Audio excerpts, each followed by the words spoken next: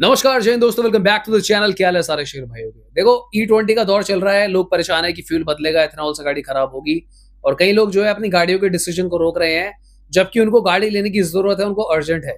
तो आज की वीडियो स्पेशली उन लोगों के लिए है जो इस दौर में भी गाड़ी खरीदना चाहते हैं पर एथेनॉल से बचे रहना चाहते हैं। तो कुछ गाड़ियां मैंने आप लोगों के लिए पिक करी है जिनको सुन के आपको मजा आ जाएगा। तो चलो फटाफट से वीडियो को स्टार्ट करते हैं। अब खरीदो भाई गाड़ी, एथेनॉल की टेंशन नहीं, लेट्स गो। जो भी कार्स मैं आपको रेकमेंड करने वाला हूं, जो मैं पहले बोलूंगा या बाद में बोलूंगा, ऐसा कुछ नहीं है कि पहले बोलने वाली अच्छी है बाद वाली बेकार है।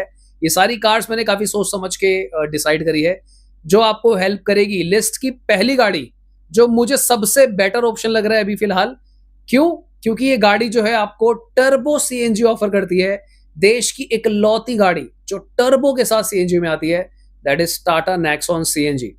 क्यों चूज करिए मैंने गाड़ी दोस्तों? क्योंकि ये काफी अफोर्डेबल कार है, टर्बो के अंदर सीएनजी मिलता है। यानी कि जो लोग सोचते हैं कि भाई सीएनजी लेने के बाद परफॉर्मेंस बहुत बेकार हो जाती है तो क्यों ही लेनी सीएनजी, तो यहाँ पे आपको ऑलमोस्ट 100 बीएचपी मिलता है सीएनजी के अंदर, वो भी ट्विन सिलेंडर सीएनजी।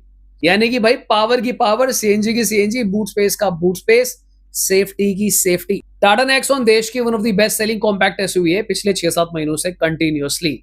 और आज की डेट में अगर आप देखोगे तो जैसा मैंने बोला, देश में कोई भी दूसरी टर्बो सीएनजी नहीं है। सीएनजी एथेनॉल का कुछ भी नहीं बिगाड़ सकता। हाँ, ये बात जरूर सच है कि सीएनजी के अंदर भी अब जो है मिक्सिंग की प्लानिंग चल रही है, पर वो एथेनॉल नहीं होगा, वो भी एक और तरीके की गैस होगी। तो ज्यादा से ज्यादा कल को थोड़ी सी माइलेज कम हो सकती है। अगर ऐसा होता है तो वो भी पता नहीं कब होगा, 2-3-4 साल बाद। पर आपकी गाड़ी डैमेज नहीं होगी जैसे E20 की वजह से डैमेज होता है, वो वाला सीन नहीं होगा। नेक्स्ट कार जो मैं आप लोगों को रेकमेंड करना चाहूंगा, जो आप लोगों को आंख बंद करके उठा लेनी चाहिए, ये कार स्पेशली उन लोगों के लिए है जिनका बजट कम है पर वो स्पेस से, पावर से, ड्राइविंग डायनामिक्स से, या फिर जो एक ओवरऑल वाइब है गाड़ी का, उससे कॉम्प्रोमाइज नहीं करना चाहते। हाँ, सेफ्टी से भी कॉम्प्रोमाइज करने की कोई जरूरत नहीं है भाई। देश की इकलौती ऐसी गाड़ी है जो 4 मीटर की होने के बावजूद भी आपको जो अंदर कैबिन रूम देती है, क्रेटा ग्रैंड विटारा जैसा देती है। मैं बात कर रहा हूं महिंद्रा XUV 3XO डीजल की। पेट्रोल में क्यों रेकमेंड नहीं कर रहा? क्योंकि दोस्तों आपको पता ही है थोड़ा सा इशू चल रहा है एथेनॉल वाला। तो अगर आप डीजल लेते हो, यस डीजल में भी मिक्सिंग की बातें चल रही है आइसोब्यूटानॉल की, पर अभी तक वो कंफर्म नहीं हुआ है। और वो अगर इन फ्यूचर कभी आएगा भी, जब भी 1 साल बाद 2 साल बाद, तब की तब देखी जाएगी। अच्छी बात यह है कि वो एकदम से ही 20% या 30% मिक्स नहीं होगा। शुरुआती दौर में उसका 3 से 10% के आसपास का रेशो आएगा। जो खबरें आ रही हैं वो 5% आइसोब्यूटानॉल की आ रही है, मैक्सिमम ये 10% तक ही जा सकता है, उससे ज्यादा नहीं जाएगा। एंड अगेन मैं इसको इसलिए भी चूज कर रहा हूं कि आइसोब्यूटानॉल जो है वो एथेनॉल की तरह इफेक्ट नहीं करेगा कि भाई आपके रबड़ गल गए या फिर रस्टिंग आ गई, ऐसा कोई वाला सीन नहीं होगा। तो डीजल फिर भी थोड़ा सा बेटर रहेगा खरीदना गाड़ी अभी, क्योंकि देखो डीजल जो है ना दोस्तों, वो कमर्शियली भी बहुत यूज होता है। डीजल अगर सही मायनों में देखा जाए तो एक कमर्शियल फ्यूल है, इससे बहुत सारी चीजें कमर्शियली ऑपरेट होती हैं। तो इससे अगर ज्यादा छेड़छाड़ करी तो इसका मतलब यह है कि भाई पूरी देश की इकोनॉमी के साथ छेड़छाड़ हो गई। तो यही रीजन है कि मैंने आपको जो है XUV 3XO डीजल बोली है, क्योंकि 2600 mm का यहाँ पे व्हील बेस मिलता है। यानी कि अंदर बैठने के बाद ग्रैंड विटारा या फिर आपकी क्रेटा जैसा लेग रूम आपको आएगा और गाड़ी जो आपको स्वाद आ जाएगा चलाने में। महिंद्रा एक्टिवली अपनी सीएनजी पे भी काम कर रहे हैं, तो बहुत जल्दी आपको XUV 3XO सीएनजी भी देखने को मिल सकती है, पर अभी उसका कोई ऑफिशियल कंफर्म नहीं आया है। फिलहाल diesel option available. Next car मैं उन भाइयों के लिए रेकमेंड करना चाहूंगा जिनका जो बजट है 15 लाख रुपए के आसपास है, यानी कि 13 से 15 लाख रुपए की रेंज है। एक थोड़ी सी अपर सेगमेंट की कार डाल लेते हैं। मेरी जो हैंड पिक चॉइस रहेगी यहाँ पे आप लोगों के लिए, वो रहेगी सेल्टोस डीजल। हाँ, अगर आप चाहो यहाँ पे क्रेटा डीजल को भी गिन सकते हो, क्योंकि देखा जाए तो इन दोनों गाड़ियों में आज की डेट में सेम डीजल इंजन ही आता है। बट मैंने सेल्टोस को क्यों चूज करा है? पहला रीजन कि सेल्टोस का जो प्लेटफॉर्म है अब चेंज हो चुका है। Seltos is now a 5 star safety rated car. दूसरा रीजन कि सेम प्राइसिंग में आपको ज्यादा बड़ी गाड़ी मिलती है। सेल्टोस की अब लेंथ जो है थोड़ी सी ज्यादा हो गई है, और रोड प्रेजेंस के मामले में आज की डेट में सेल्टोस स्टैंड आउट करती है as compared to Creta. Again diesel आता है यहाँ पे भी, पेट्रोल की मैंने रिकमेंडेशन नहीं रखी है। डीजल के जो एडवांटेजेस मैंने आपको 3XO में बताए थे, वही एडवांटेजेस मैं आपको सेल्टोस में भी बता के चलूंगा कि इतना ज्यादा कोई यहाँ पे चैलेंजिंग सिचुएशन नहीं आएगी। साथ ही में दोस्तों किया जो है काफी एग्रेसिवली अपने प्रोडक्ट्स के ऊपर काम कर रहे हैं। इनका कस्टमर सर्विस बहुत अच्छा है। पार्ट्स की अवेलेबिलिटी का कोई मेजर चैलेंज नहीं है, क्योंकि हंडे वाले पार्ट्स ही जो है किया की गाड़ियों में यूज हो जाते हैं। किया की रीसेल मार्केट भी बन चुकी है बहुत बढ़िया।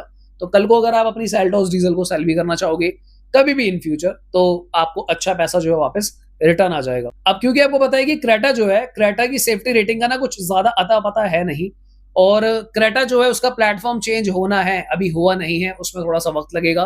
तो फिलहाल क्रेटा जो है अनसेफ गाड़ी मानी जाएगी as compare to Seltos.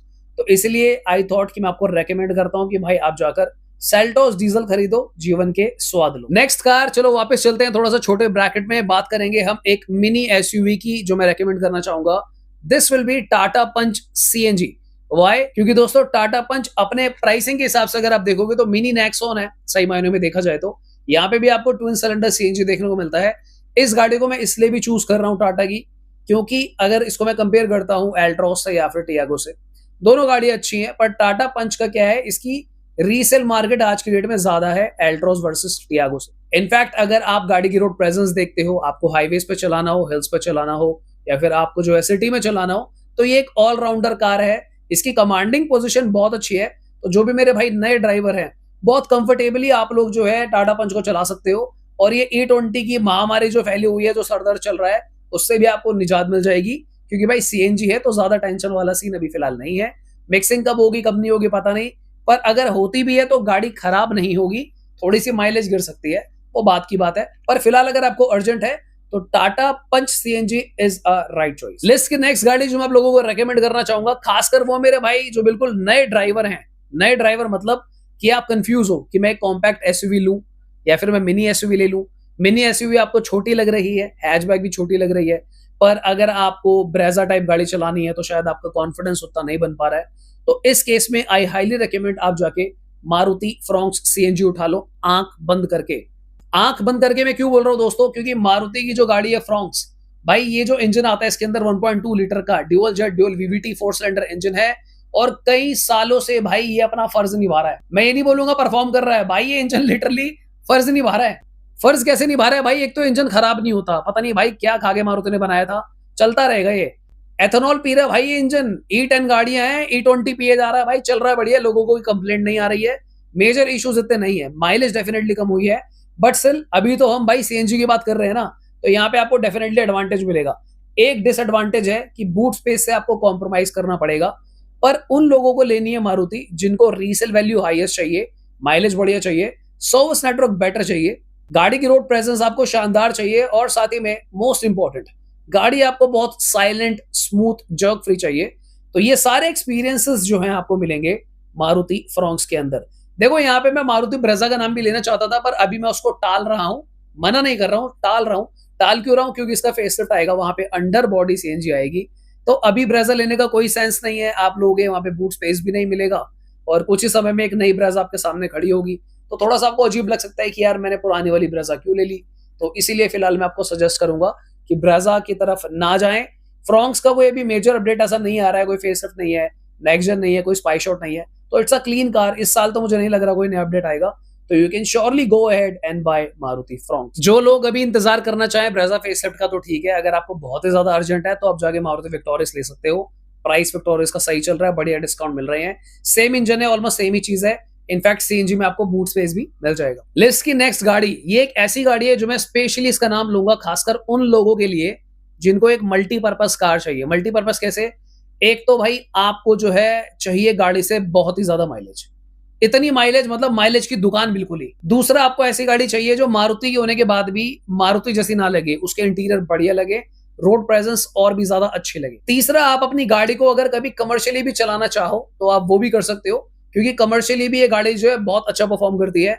One of the best selling commercial car भी है, गाड़ी का नाम है मारुति डिजायर। अफोर्डेबल गाड़ी है और बहुत सारी खूबियों के साथ आती है, मार्केट में रीसेल बहुत तगड़ी है, पार्ट्स की अवेलेबिलिटी, सर्विस मेंटेनेंस बहुत कम है।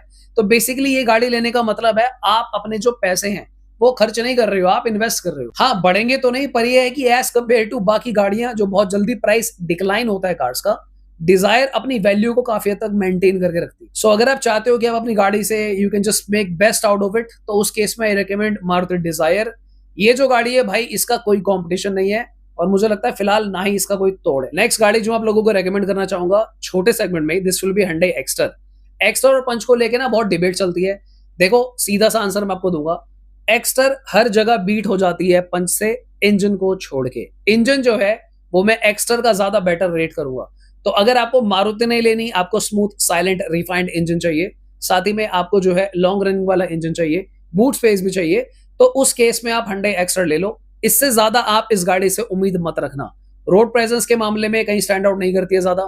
फेस लिफ्ट आने के बाद भी उन्होंने अजीब सी बनाई है। बट हाँ, ये है कि अगर आपको टाटा नहीं लेनी है, आपको मारुति नहीं लेनी है, मिनी एसयूवी लेनी है, इंजन बढ़िया चाहिए, तो yes, go and buy Hyundai Extra। देखो, गाड़ियां मैं थोड़ी सी और भी रेकमेंड करना चाहता था, पर वीडियो बहुत ज्यादा लंबी हो जाएगी, तो आप लोग कमेंट कर देना अगर आपके कोई भी डाउट या क्वेश्चन हो। तो फिर आज की वीडियो के लिए इतना ही, मिलते दोबारा किसी और दिन। Thanks for watching, bye bye, take care.